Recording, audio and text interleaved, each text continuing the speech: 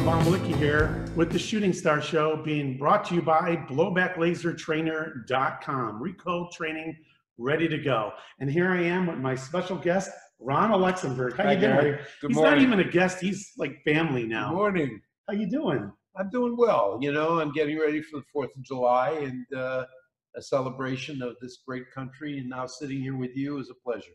Like I said, how you doing in Chicago, right? Well, yeah, don't pick on Chicago. We got enough problems. We're going to be talking about Chicago, especially right now. Ron, tell us a little, your music background in the record industry and being a CEO and president of major corporations. Tell us a little bit how you started. What happened in Chicago? How did this all come about? It started when I thought I was going to be a lawyer, a criminal lawyer. Okay. And they wouldn't accept me at the University of Chicago Law School because of a professor that thought I was too opinionated. And I said, wait a minute, I am opinionated, but isn't that what you want? Right. And he said, no, he says, I want to ask you 2 questions. And those 2 questions will test whether we accept you or not. A woman is in front of you and she's been beaten up by her husband. What's your immediate response? I said, kill him.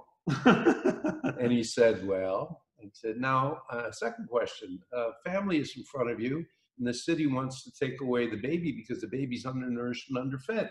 How do you feel about them? I said, kill him. He said, you're not going to be accepted. I said, why? He says, you're too opinionated. You should have thought this out. And I said the magical word that ended in you. And he said, you can leave now. So I left and I got in my 57 Corvette that I won in a bowling tournament. Yeah. Because I was bowling at the time. You were a PBA pro, weren't you? Yeah, I was. And I got in my car, mad at the world, and I figured, now what am I going to do? So I drove down Michigan Avenue, and a buddy of mine's dad owned an independent record distributor called Garmisa Distributing. I pulled the car in, and I went upstairs, and I asked his father for a job. Okay. I said, Ron, what do you know about the record business? I said, nothing, but I'm here to work. And he said, well, show up tomorrow because we've got a big event happening. I showed up the next morning, 8 o'clock on a Saturday morning. Everybody was there, all the salesmen, all the promotion men, all the marketing people, the secretaries. Your first day on the job. And it was a restaurant called B&G. We called it Bugs and Germs. Okay. Right on Michigan Avenue in Chicago. And there were these 2 very huge tractor trailer trucks in front of the building. Really? And Lenny walks in and he says, all right, everybody, you take those trucks, you take that truck, you take that truck. And he separated all of us. He said, do not open the box, put them all on the sidewalk. So you're emptying boxes almost as big as what you have here. Okay. Almost the same size. Okay. We put them all on the sidewalk. 30,000 albums. Curious George opens up the one box like you're not supposed to. Right. And I looked in there and that changed my whole attitude about hold that thought for a second. We're going to take a break, like they do, it's a suspenseful break, and we'll be back with the Shooting Star Show in a couple minutes. Okay. 3 minutes 33. Okay, here we go. 8 minutes. Ready? Go. Gary the Bomber Bombalicki back with the Shooting Star Show, and Ron Alexenburg. Now tell us what's going on. You're unloading the semi. So we unloaded these 2 tractor trailer trucks. Right. I opened up the one box and it changed my whole outlook on what I was going to do, because in 4 hours, 30,000 albums were picked up by customers. What were they? What kind of album was it? One album with a red album cover. Red album cover. One of your favorite groups. Chicago. No. Who? I wish. Because you brought you. Yeah, it's okay. It was called the Hard Day's Night album. Are you kidding? Gone. Really? And this guy had the Beatles. Well, yeah, he distributed United Artists Records, and it was on United Artists as a soundtrack. And one thing led to another, and I said to him, what am I going to do here on Monday? He said, you're going to work in the warehouse. Okay. What do I do in the warehouse? He says, you pick orders off the shelves, customers come in. So I'll lead into my book called From the Warehouse to the Penthouse. And now that's coming out very shortly, isn't it? Hopefully, when everything calms down, they'll go to press and by next year, I'll be here pitching you on my book. And there's going to be some exciting promotion around it, and media and launch parties. And I mean, it's an incredible story. And you're going to hear some of that right here on this show. So you're in Chicago, you start working in the warehouse. What happens from there?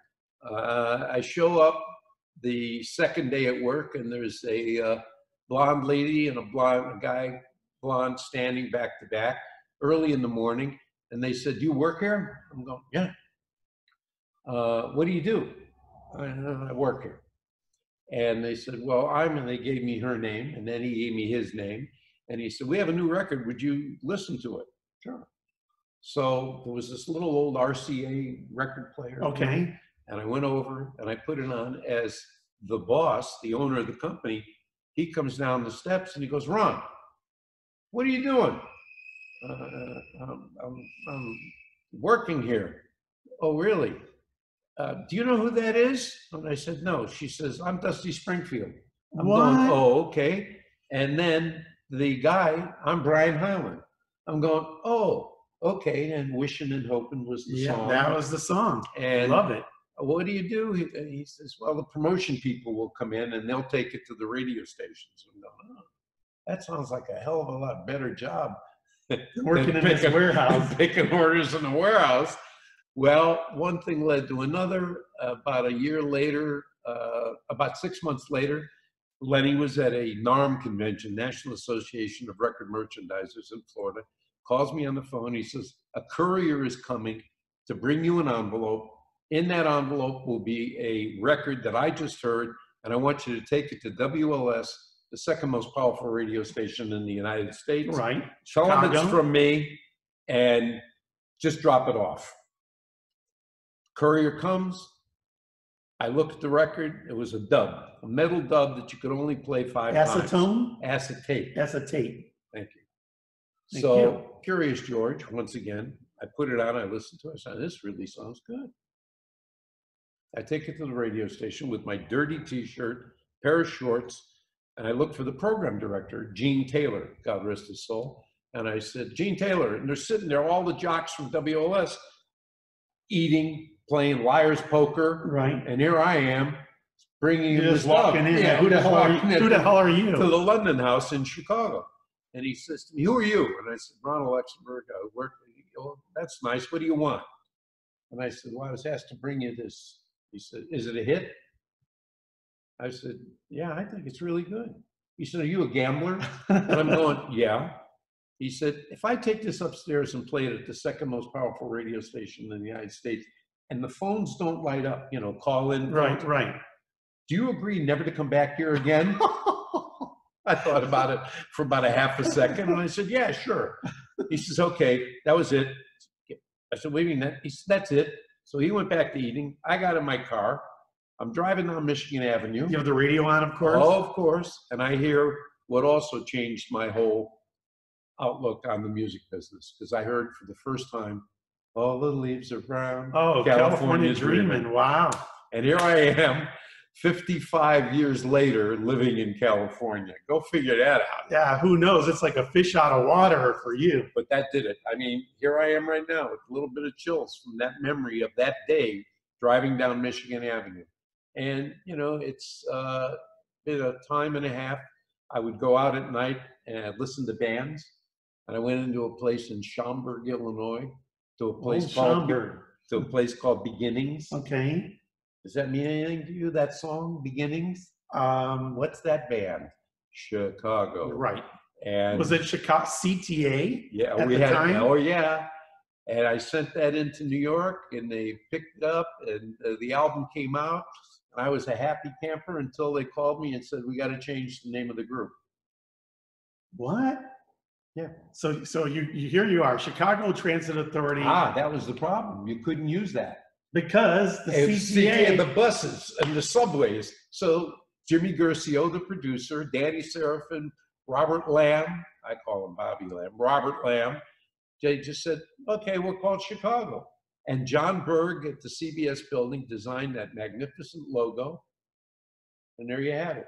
And the rest is history. I mean, the amount of albums that group has done So to this day, is unbelievable. I think they just passed their 50th album. Now, how long did you actually work for Chicago? No, I didn't work for Chicago. I mean, you promoted them, and I left. No, I left Garmisa after I heard a little group called the Buckinghams. Yes, and sent Kind of a Drag into, and they took care of that. But Kind of a Drag was on an independent label. right. So Susan was the first record they released on Columbia. But a man by the name of Don Van Gorp, who just had his 90th birthday, way to go, Don. He recommended me to be one of the regional promotion men for a new label that they were starting called Date Records. By the way, my friend Marty Greb, was the keyboardist for the Buckinghams. Okay, so he's been on our show. So now what happened is I flew to New York my first time, was interviewed by a man named Tom Noonan, God rest his soul. He invented the Hot 100 charts at Billboard. Wow. He did the charts. He interviewed, he was head of Date Records, he was hiring 4 regional promotion people. A region, you know, I say region, sounds like 3 states. Wrong. 18 states. Wow. I had to cover for a label that I began to think was a tax write-off for CBS because we had no hits. We had one artist that I was able to get on the radio called Peaches and Herb. Well, hold on to that thought for a second. We're going to take a break, and we come back. We're going to have more with our friend Ron Alexenburg here on the Shooting Star Show, brought to you by BlowbackLaserTrainer.com.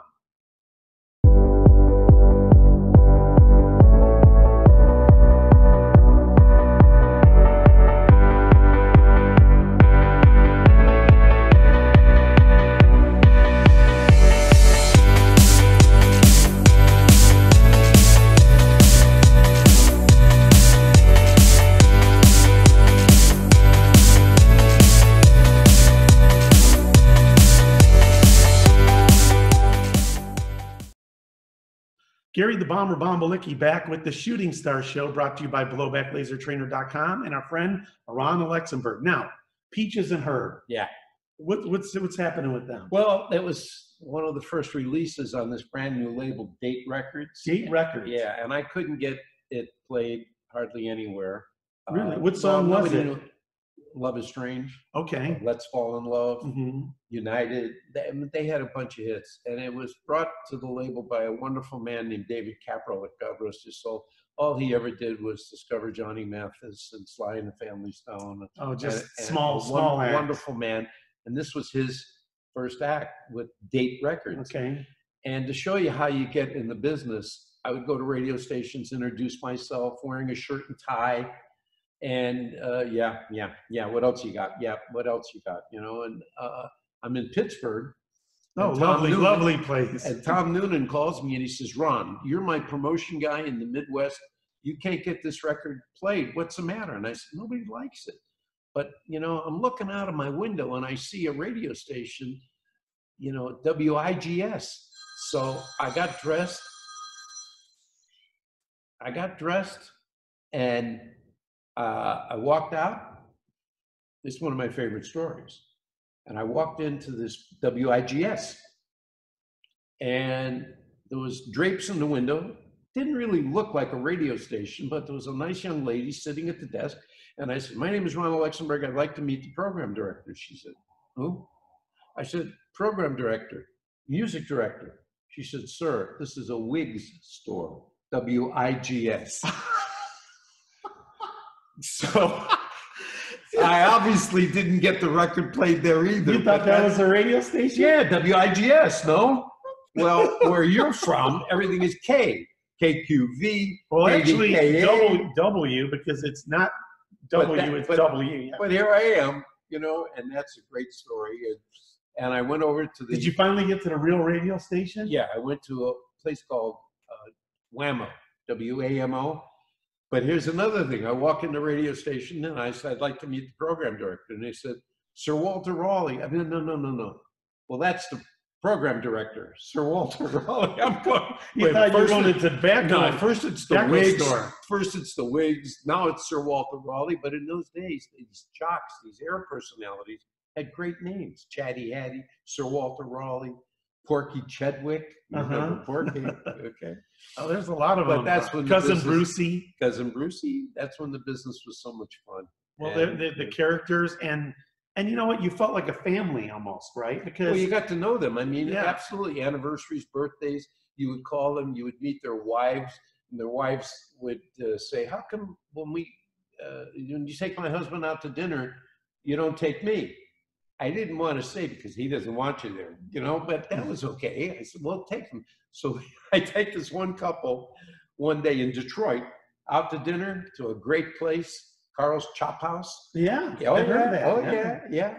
And the two of them are fighting while I'm trying to pitch them. I'm playing. The husband and wife? Oh, yeah. So that's why you know what? It's business dinner. I'm trying to pitch him on Billy Joe Royal's record, Down in the Boondocks. Yeah, a little song.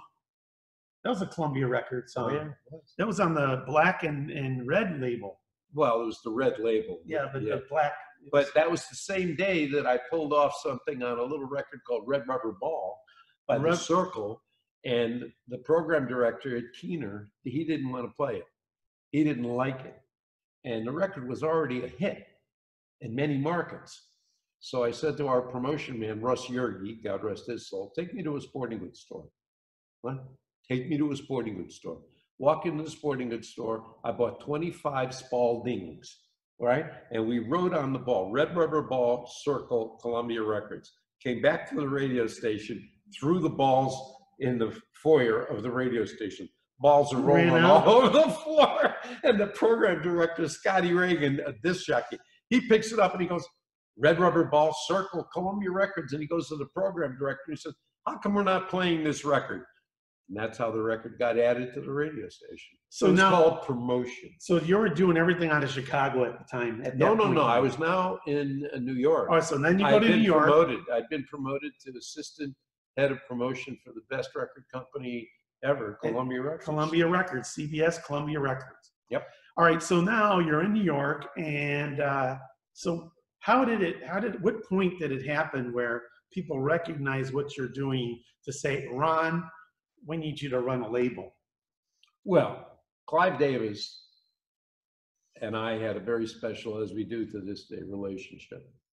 I admire him, and he helped teach me how to return phone calls because he would torture you if you didn't. But I was getting 80 phone calls. You need to write a book on phone calls alone because people do not return phone calls. Or they don't know how to talk. No, they want to text everybody. But you know, phone calls are magic. At our 50th wedding anniversary, our kids took us to the desert to celebrate. Okay, Palm Springs or something like that. The Hyatt Hotel, West Hyatt Grand Champions. Or I don't know remember what it was, but our grandkids and our daughters all there. And I said, do me a favor, stack up your cell phones. We stacked up 15 cell phones. We talked to each other. No texting.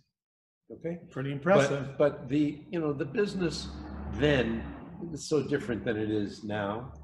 The fun, I could sit here and talk to you for hours, days. Well, we're actually going to talk for quite a while. We have a lot of stuff to talk about. Well, the business of leaving Chicago, to leave my parents. I married a New Yorker. Right. So that battle was easy, to bringing her back to New York. And, people ask me, what is it like to live in Chicago, New York, and now Los Angeles? It's an interesting, discussion, because I say in Chicago, you walk along Wacker Drive and a guy like you comes along and says, excuse me, can you tell me where the merchandise mart is? Come on, get in the car, I'll take you. Mm-hmm. New York, you're walking down Fifth Avenue and somebody says, can you tell me where the Empire State Building is, or should I go myself? Right. They say that. And then you come to California, where we now have lived for a couple of years, and my daughters are here, our grandkids are here, and I needed an electrician, and 3 of them show up. We got an electrician right there. 3 of them show up, and I got 3 different bills. Al. I got 3 different bills. And I said, get out. Okay, they're not used to that. But the music business has taught me a lot, and then and now, and that's why I will have a podcast, which I'll ask you to be on. Okay. Called Then and Now with Ron Alexenburg, which talks about then and now. So you were telling me that your father actually moved to New York Yes. And had a deli or a No, restaurant? no, my father in Chicago, Right. there was a little client of his called Al Capone. He was his butcher, Okay. his meat butcher. Okay. Okay, on the And south what year? side. What year was this on the south this side? this was 30s? Yeah, probably 30s, of course. You know, and my dad was a very well-educated man, history major, and he's been gone 35 years, and I miss him every day. You know, as my mother. My dad pulled off a coup and a half. My mother was engaged, I think, to be married to somebody else. He met her and said, "That's nice." We mean that's nice. Well, I really like you a lot. And they dated. My mother was from Toronto, Canada. Okay. Oh, so your mother's a Canadian. So she took my dad, so the story goes. This is where I guess, use that Jewish word, chutzpah. Okay. Took him to Canada to meet her family. And my father didn't like Canada. And they were driving back through the Windsor Tunnel. And he stops the car in the Windsor Tunnel where they had the Canadian flag and the American flag on the wall, Right. crossing the border. Right. He got out and he kissed the ground. He said, "I'm an American." And my mother was thinking, should I marry this guy? You know, should I have married him? But yeah, there was no city like that. I mean, it's my favorite city in the world, you know, Chicago. And the food in Chicago, I mean, come on. You yeah, know, the meat and potatoes. it tastes the water. It tastes different, just like the pizza in New York. Oh, but you know, don't pizza in mention New that York, to Rochelle. You mentioned pizza in New York. She'll want to go there today. Okay, well, I would take her anyway. We're gonna take a break because this is the end of this edition of the Shooting Star Show. So on the next edition, we're going to be talking about all kinds of artists, such as Kansas, Hart, Redbone, Sly and the Family Stone, a whole bunch of people here on the Shooting Star with Ron Alexenburg. Thanks, Ron. We'll see you on the next show. My pleasure. And of course, go to blowbacklasertrainer.com to find out about our blowback laser trainer training system, and I could improve your shooting by 30 to 40%. Which I use. Yep, he's a big promoter of blowback laser trainer. Anyway, we'll see you on the next show.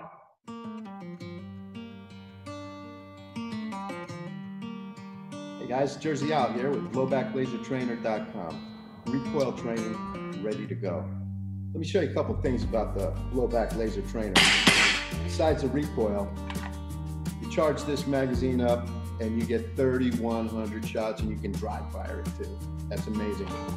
Plus, with the recoil, you get 40 to 60 rounds or more. Comes with a target also. Go to blowbacklasertrainer.com.